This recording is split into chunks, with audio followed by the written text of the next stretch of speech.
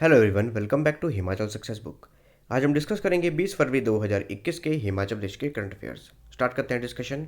सबसे पहले practice question. So the question is, in which village of Himachal Pradesh first asafoetida plant of India has been planted.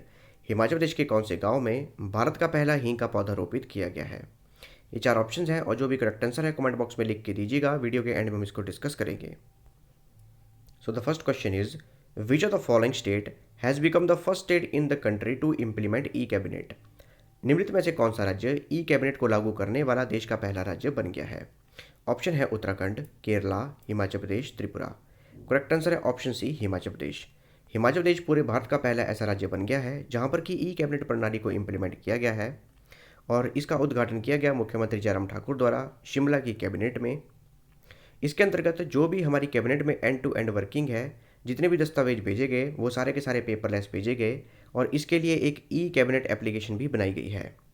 आप देख सकते हैं ये वो इंटरफेस है उस एप्लीकेशन का जिसका नाम है ई कैबिनेट।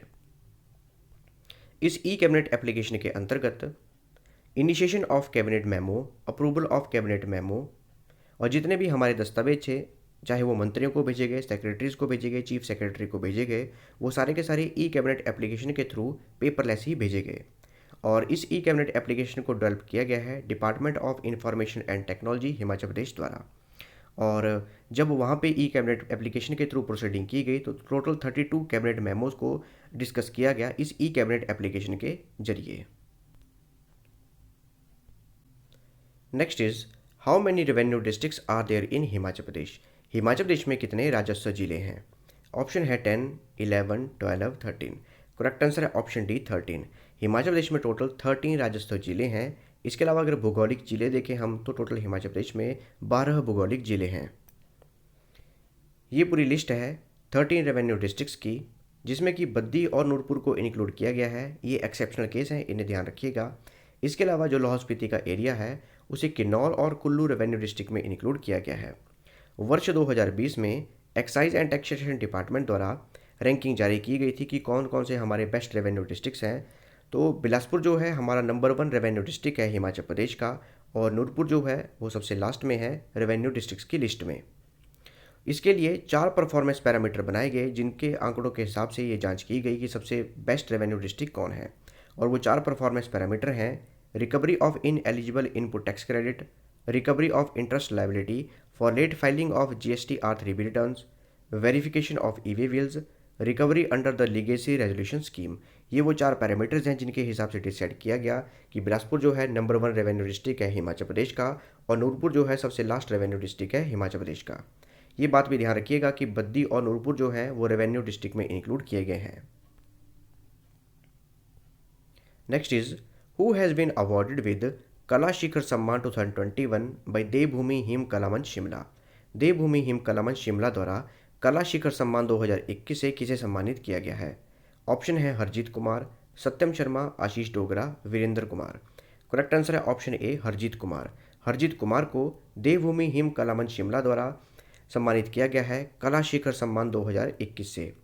बैजनाथ के धानग पंचायत के बडुआ गांव के रहने वाले हैं हरजीत कुमार और खेल के क्षेत्र में इन्होंने बेहतरीन कार्य किया है, इसीलिए देवभूमि हिम कला मंच शिमला द्वारा इन्हें सम्मानित किया गया। इसके अलावा सीनियर कैटेगरी में हिमाचल प्रदेश के वरिष्ठ लोक गायक डॉक्टर किशन लाल सहगल को भी सम्मानित किया गया। इस कला मंच का नाम भी याद रखिएगा, कला मंच का नाम है देवभूमि हिम कला मंच शिमला। और ये भी ध्यान रखिएगा कि जो हरजीत कुमार हैं उन्हें खेल के क्षेत्र के लिए सम्मानित किया गया और डॉक्टर कृष्णलाल सहगल को वरिष्ठ लोक गायक हैं, इसीलिए इन्हें सम्मानित किया गया क्योंकि इन्होंने लोकगीत के क्षेत्र में काफ़ी अच्छा कार्य किया है। The first of its kind helpline number launched for human wildlife conflict in Himachal Pradesh covers which area. Himachal Pradesh में अपनी तरह का पहला मानव वन्यजीव संघर्ष के लिए हेल्पलाइन नंबर कौन से क्षेत्र के लिए शुरू किया गया है। ऑप्शन है शिमला, किन्नौर, लाहौल स्पीति, कुल्लू। करेक्ट आंसर है ऑप्शन ए, शिमला। तो शिमला के लिए ट्रायल बेसिस पर ह्यूमन वाइल्ड लाइफ कन्फ्लिक्ट के लिए एक हेल्पलाइन नंबर शुरू किया गया है। ये वो हेल्पलाइन नंबर है जो कि लॉन्च किया गया है और जो शिमला म्यूनिसिपल कॉरपोरेशन के निगरानी के अंतर्गत एरिया आता है उन सारे एरियाज़ के लिए ये हेल्पलाइन नंबर लॉन्च किया गया है।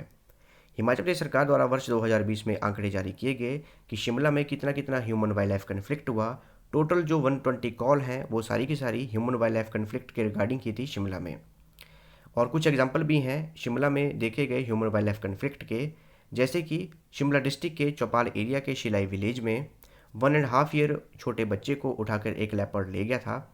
इसके अलावा बंदरों द्वारा जो क्रॉप्स हैं उनको डिस्ट्रॉय किया गया और ह्यूमंस पे अटैक भी किया गया था। और लेपर्ड्स और ब्लैक बियर्स को ह्यूमन हैबिटेट्स में देखा गया और जो डोमेस्टिक एनिमल्स हैं उनको खाते हुए भी देखा गया। Next is snow leopard research center is located at which place. बर्फानी तेंदुआ अध्ययन केंद्र कहाँ पर स्थित है? ऑप्शन है उदयपुर, लिप्पा, काजा, किब्बर। करेक्ट आंसर है ऑप्शन डी, किब्बर। किब्बर में स्थित है बर्फानी तेंदुआ अध्ययन केंद्र। तो स्नो लेपर्ड जो है हिमाचल प्रदेश का स्टेट एनिमल है और इसके लिए एक रिसर्च सेंटर बनाया गया है, वो बनाया गया है लाहौल स्पीति के किब्बर में। अगर हम मैप में देखें तो ये हमारा लाहौल स्पीति का मैप है। ये हमारा यहाँ पे कीलोंग है जो कि हेडक्वार्टर है लाहौल स्पीति का, और यहाँ पर है किब्बर और यहाँ पर है काजा, और ये जो है स्पीति नदी के किनारे स्थित है। Next is under which scheme Himachal Pradesh government is constructing shamshana in every panchayat of state. Himachal Pradesh सरकार कौन सी योजना के अंतर्गत हर पंचायत में शमशान घाट का निर्माण करवा रही है? ऑप्शन है मुक्तिधाम योजना, मोक्षधाम योजना, हरिधाम योजना, राम नाम सत्य है योजना। करेक्ट आंसर है ऑप्शन बी, मोक्षधाम योजना। मोक्षधाम योजना के अंतर्गत हिमाचल प्रदेश सरकार हर पंचायत में शमशान घाट का निर्माण करवा रही है। इसके लिए आंकड़े भी जारी किए गए। अभी तक लगभग 1691 मोक्षधाम बनवाए गए हैं, जिनके लिए कि लगभग 11.81 करोड़ रुपए राशि व्यय की गई है हिमाचल प्रदेश सरकार द्वारा। डिस्कस करते हैं practice question. So the question is Himachal Pradesh के कौन से गांव में भारत का पहला हींग का पौधा रोपित किया गया? करेक्ट आंसर है ऑप्शन बी, क्वारिंग। क्वारिंग लाहौल स्पीति में है और पूरे भारत का पहला हींग का पौधा क्वारिंग विलेज में ही रोपा गया। मैप में देखें तो ये हमारा लाहौल स्पीति का मैप है। यहाँ पर है कीलोंग और यहाँ पर है हमारा क्वारिंग, और ये जो है भागर नदी के किनारे स्थित है। इसके अलावा ये है हमारा पिन वैली नेशनल पार्क। तो अफगानिस्तान से इसके लिए बीज मंगवाए गए थे और पालमपुर में स्थित है इंस्टीट्यूट ऑफ हिमालयन बायोरिसोर्स टेक्नोलॉजी।